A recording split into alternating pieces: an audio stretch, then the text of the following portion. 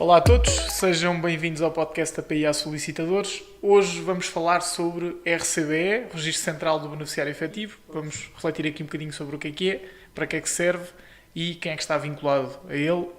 Alfredo, isto tem sido uma boa parte do nosso trabalho, não é verdade? Exatamente, aliás, a PIA Solicitadores começa à volta do RCBE e da necessidade das sociedades, não só comerciais, começarem a entregar o RCBE, que aliás é uma obrigação desde 2017 que continua a ser muito desconhecida para muitos dos empresários que hoje temos em Portugal. Mas, voltando ao assunto e não começando pela história da PIA Solicitadores, que com certeza muitas pessoas já conhecerão, o RCBE resulta de uma diretiva da União Europeia, que na altura que nos diz que existe muito dinheiro a ser lavado por aí e que as empresas são obrigadas a declarar quem é que são os seus legais beneficiários efetivos. E Portugal transpõe esta diretiva para a lei portuguesa e indica-nos que todas as sociedades comerciais, e aqui incluem-se também todas as associações, fundações, as conhecidas fábricas da igreja, todas elas devem entregar o RCBE, que passa por identificar quem é que realmente é o legal beneficiário efetivo daquela empresa, mas que acaba por falhar redondamente no seu objetivo. Não é? Sim, e o RCBE acabou por ter muitas críticas logo desde a origem. Há muita gente que continua a entender que é quase uma duplicação do registro comercial, quando na verdade não são iguais. Não é? Nós no registro comercial temos identificadas as pessoas que são titulares de cotas e quem tem a gerência ou a administração das sociedades, e aqui há uma figura que deve ser declarada no beneficiário efetivo, que é a figura do procurador, por exemplo. Porque o procurador não fica refletido no registro comercial e deve estar refletido na declaração do beneficiário efetivo. Portanto, isto para mostrar que não é, na verdade, uma duplicação, apesar de muita gente entender que é. E esta declaração, apesar de ter multas associadas, a verdade é que ainda não temos conhecimento de terem sido aplicadas, mas é uma obrigação para todas as empresas, sendo que esta é uma obrigação que é verificada maioritariamente pelos bancos, lá está, porque está relacionada com o branqueamento de capitais, e aquilo que acontece é que a maior parte das empresas, por não ter cumprido esta obrigação declarativa, não ter declarado os beneficiários efetivos, acaba por ficar bloqueada nas entidades bancárias quase de surpresa. Portanto, vai para abrir uma conta bancária ou para tentar criar algum tipo de outra conta e não consegue porque está bloqueado por não ter cumprido esta obrigação. Nisso e nas escrituras. Exatamente. São as únicas duas vertentes em que o RCBE está neste momento a ser solicitado. E que são tão importantes, não é? Sim. Falavas da procuração. A procuração é engraçado porque o RCBE tem um objetivo, que é saber quem realmente manda nas empresas. Não quem está na certidão, não quem são os sócios, não quem são os gerentes, mas o RCBE, e se formos analisar a lei, o que nos pede é para identificar os sócios e os gerentes. Ou seja, esta tal duplicação. E depois outras pessoas que possam ter, de certa forma, que possam comandar a empresa. Controle direto ou As procurações. As procurações não aparecem no registro comercial. Neste momento é possível alguém ter total controle sobre uma empresa e não aparecer no registro comercial. Basta ter uma procuração de plenos poderes. E o RCBE diz-nos que essa pessoa também deve ser identificada.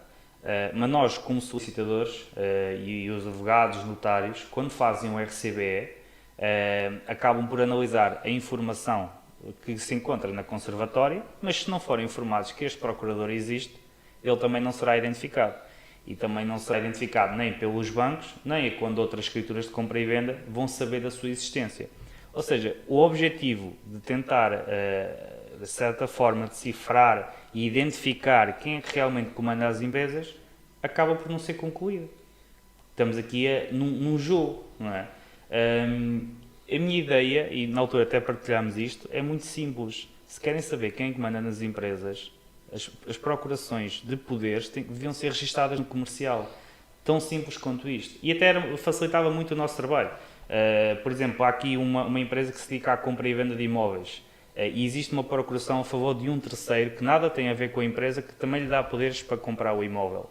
Se essa procuração fosse registada no comercial, junto à conservatória do registro comercial, não só nós sabíamos que aquela pessoa podia comprar imóveis, como o governo ou as entidades competentes também saberiam que aquela empresa tinha poder, aquela pessoa, o procurador, tinha poder sobre a empresa. E na verdade já há uma plataforma até adequada para isso, que é o Procurações Online, que nos permite registar as procurações online e atribuir um código de acesso a essa procuração, que na minha opinião até é algo que devia ser utilizado regularmente, porque não faz sentido nos dias de hoje alguém ter que estar dependente de um papel que lhe dá poderes quando pode ter apenas um código que permite confirmar essa validação, e era interessante cruzar os dados entre o Procurações Online e o Comercial Online e facilmente associar um código de acesso a uma procuração ao código de certidão permanente comercial, e concordo totalmente contigo, lá está, o objetivo é combater os testas de ferro, não é? Portanto, Sim. aquelas pessoas que são, é tal questão do gerente de facto e o gerente de direito, não é? O gerente de direito é quem aparece na certidão comercial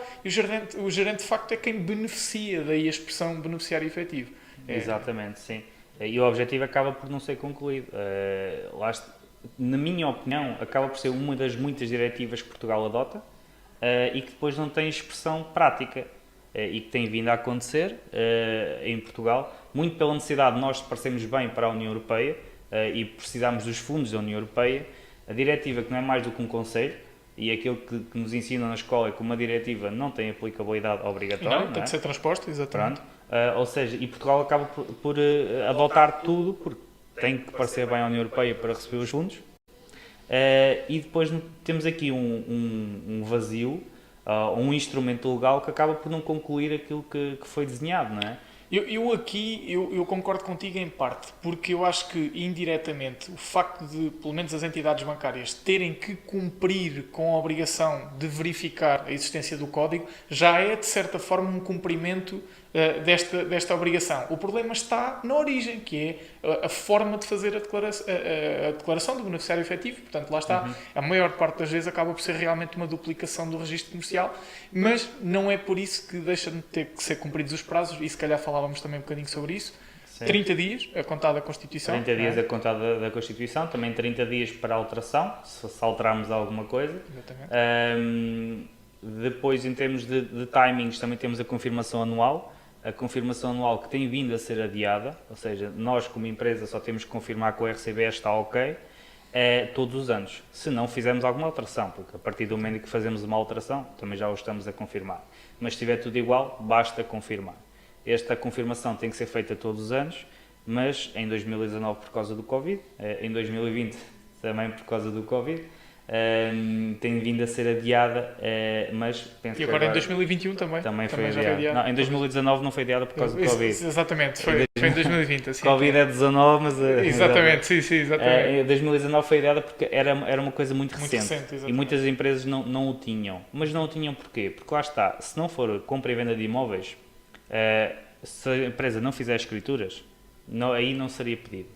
Se a empresa já tinha uma conta bancária aberta, que mexia regularmente, ou seja, que não fazia grande alteração, o banco também não lhe ia pedir. Só nestas alterações é que depois começaram a ser exigidos e os bancos também começaram a apertar e as sociedades começaram a criar.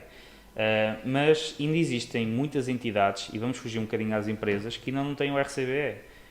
Nós estamos aqui, por exemplo, no escritório, recebemos de associações de pais, de estudantes também, associações de estudantes, paróquias, a conhecida fábrica da igreja, não é? É verdade.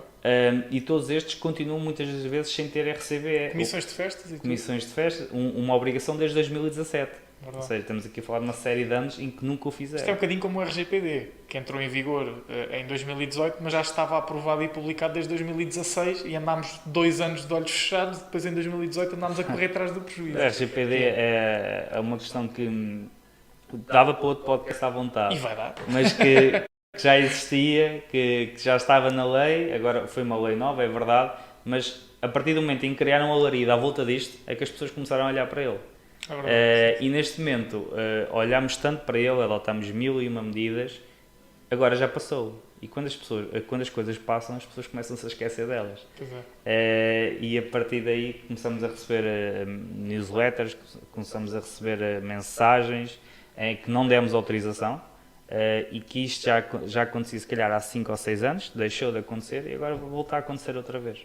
E também podemos partilhar aqui um bocadinho do que tem sido a nossa experiência, porque eu há alguns meses atrás fiz um artigo sobre a recuperação do RCBE, Exatamente. não é? Exatamente. De que forma é que se podia recuperar o RCBE, e temos sido abordados, talvez todas as semanas, por alguém que perdeu o código, não é? Sim. Cada vez mais. Cada vez mais, é verdade. Que perderam o código, ou seja, isto é uma obrigação legal, o gerente pode fazê-lo, desde que, primeiro, que saiba a lei, né? Primeiro que saiba a lei, e segundo, se tiver a chave móvel digital. Mas o que eu tenho visto muito foi os contabilistas também começarem a entregar este tipo de documentação com acesso ao cartão de cidadão do gerente. E depois, os e-mails são dos contabilistas, associam o RCBE ao e-mail do contabilista, e depois o gerente ou os sócios ficam sem acesso a esta documentação. E depois pedem-nos a nós para recuperar um documento. É preocupante, sinceramente, é preocupante. Mas lá está, é outro serviço que também poderemos Mas praticar. também é sintomático da complexidade do código, porque aquele código é indecorável, é impossível. O código é enorme, tem letras, tem números, não é, por exemplo, o código de certidão, de acesso à certidão permanente comercial, decoramos com relativa facilidade. O código de acesso à declaração de beneficiário efetivo, Que é 20, 30 dígitos por aí. Não diria 30, mas se calhar uns 20 e qualquer coisa deve ter. Sim. Mas pronto, para quem nos ouve, se tiver uma empresa, uma associação, uma fundação, Exatamente. por favor, guarde o código RCBE. É verdade. E se não guardar, fale connosco. Se não guardar, fale connosco. Porque é importante, porque é muito importante, e isto acaba por ser um bocadinho descabido, não é? Porque pagam por um serviço e acabam por não ficar com o código. Por isso, vamos dar por terminado. É isso mesmo, vamos dar por terminado. Foi uma reflexão sobre RCBE, certamente vamos trazer mais neste podcast. E obrigado, continuem a seguir-nos e a acompanhar o nosso podcast. Muito obrigado a todos, continuação.